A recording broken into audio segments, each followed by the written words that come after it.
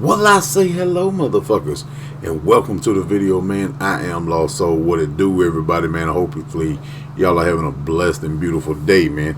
And as we get into UFC 248, man, I'm going to be talking about the main card, but I want to slip off into the prelims real quick, man.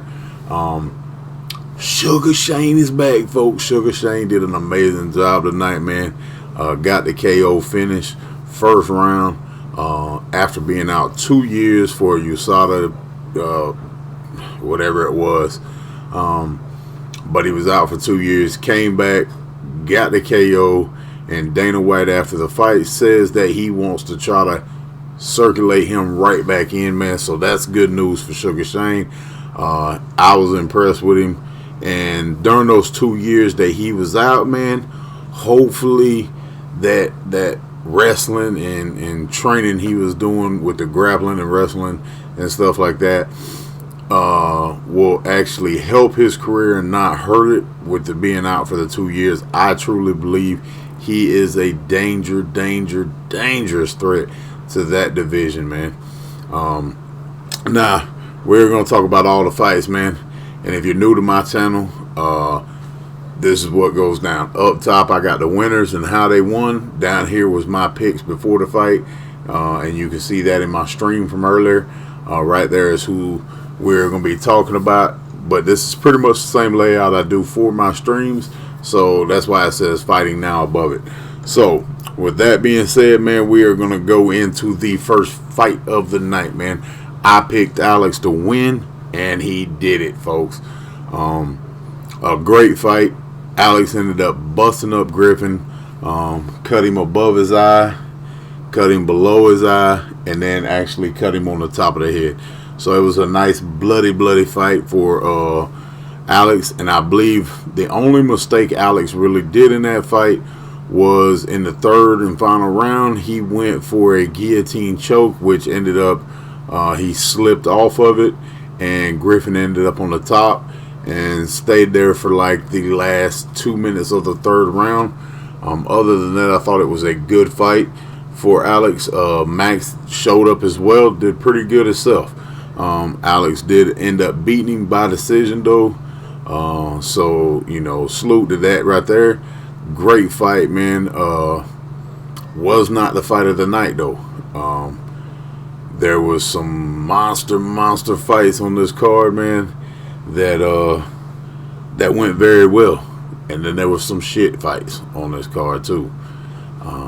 But now we're going to go into the Neil Magny versus Lee fight. Magny did get the decision victory. And, man, Magny looked impressive, folks. He looked amazing. He looked good.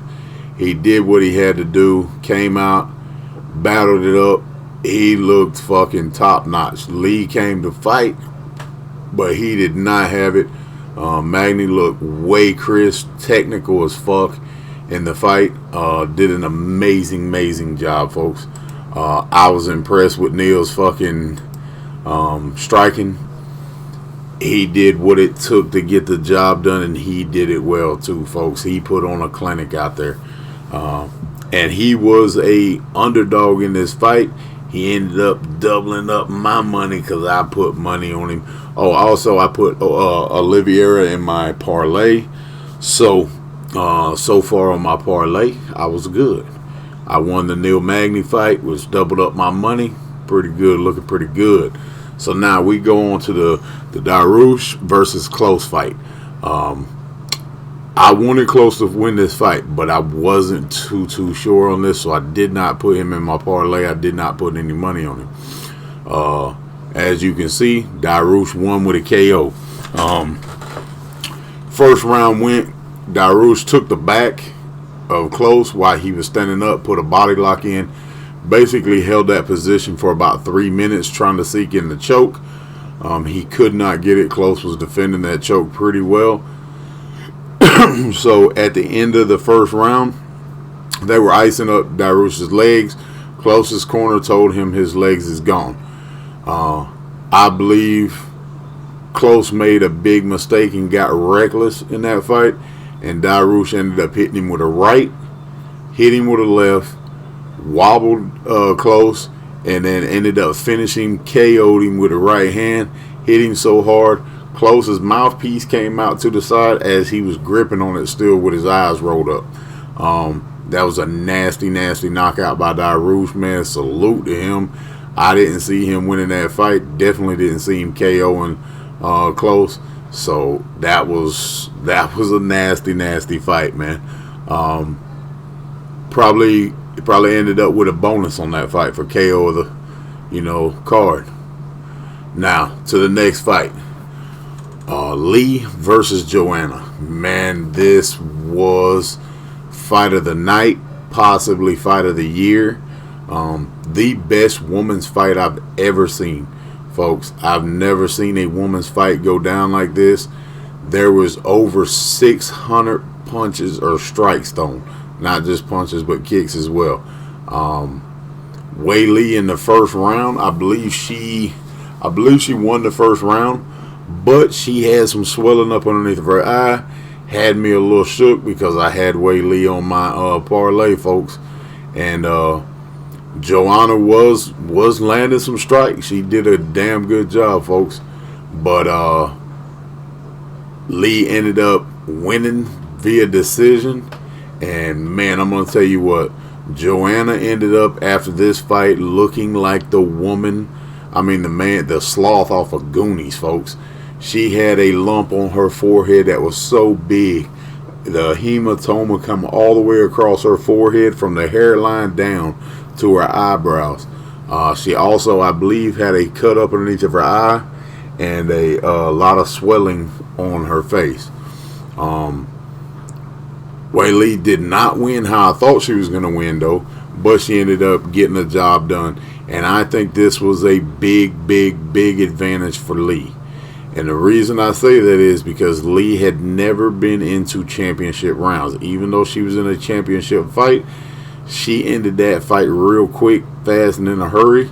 This fight took her 5-minute rounds, fully 25. She went into deep water where Joanna has already been.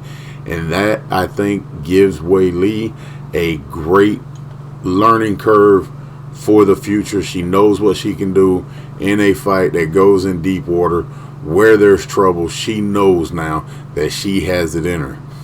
If she didn't already know, she might already knew, though. Now, Joanna, I don't know if Joanna gets another shot at the title, people.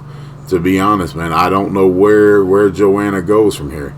Is she going to continue to be a contender? Will she get another shot at the title?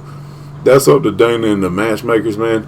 I don't feel that she will get another shot. I feel if she sticks around in that division, she will just be a top 5, top 10 competitor, and she will be sort of a gatekeeper, if you get past Joanna, you can get a shot type of person. Which is sad because Joanna is a brawler and she showed it tonight. Like I said, that is fight of the night bonus. Dana's already said that. He also agrees it's probably fight of the year. He said it was the best women's fight, just like I did, that he's ever seen. Probably the best fight he's ever seen. Doing the play-by-play for this fight, because that's what I do. I do play-by-play and live results every UFC event, and I stream it. So that way, if y'all are enjoying the content, man, make sure you hit that sub button, notifications, turn it on. That way you can come in and watch the fights and hang out with us. I don't show the fights. I do live play-by-play.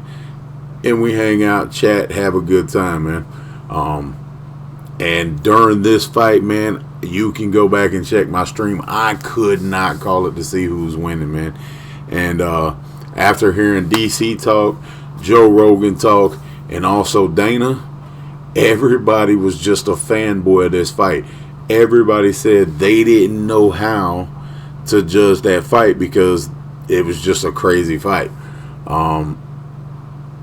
I didn't really want to see it go to the judges, but it did, and my parlay come through for me on that. Now, on to the main event, man. The big show, folks. The big fight. Well, this was probably this is and was the most boring championship fight I've ever seen in my life, folks. In the first round, there were 7 strikes landed. That's right. The whole first round, there were 7 strikes landed. 4 by Yoel, 3 by Izzy. Those 4 strikes landed by Yoel won him the one and only round he won. From then on, Izzy just stayed on the outside, and you could tell every time he threw a strike, Yoel would try to counterpunch him with a big left, and Izzy act like he was scared of that power. Now, was that smart by him? Yeah, I mean, he still won the fight. He ended up leg kicking and chewing up Yoel's lead leg, which did a lot of damage. Izzy won the next 4 rounds, and it went to decision. Izzy won a unanimous decision. But, folks, this was not the fight we thought it was going to be, man. And at the end of the fight, both of these fighters had the nerve to get on the mic, and Izzy said, you can't dance without a partner. Well, you wasn't dancing either. In this fight, both of y'all was wallflowers. It was not a good look for the championship, man. And I'm just going to say this. This solidified my opinion that Izzy will never beat Jon Jones if he does not advance his game. I know everybody, there's a lot of fanboys out there for Izzy, and they're going to say he can beat Jon Jones, he does this, he does. That performance and the Gastelum performance proves to me that he cannot beat Jon Jones at this point. Now, his next fight is with Costa. I don't see Costa standing around like Yoel did tonight. Now, Yoel got on the mic saying that this is y'all's champion, a champion that wouldn't even fight, a champion that didn't want to fight, a champion that didn't want to dance.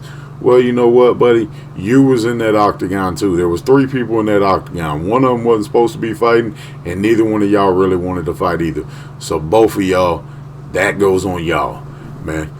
But as I said before, man, if y'all enjoy the content, man, make sure you hit that like, share it out on your social media. And like I always say, up top is the winners. Here's my picks. Those are the guys we talking about. All the way up there is my social media, man. Make sure y'all come through the live streams with that sub button and notifications on so y'all can get in here, hang out, watch the fights, chat, bullshit with your boy, man. But remember, it's always 18 plus because I'm not going to watch my mouth for nobody, so no kitty bullshit here. As always, y'all, peace out, man, and I appreciate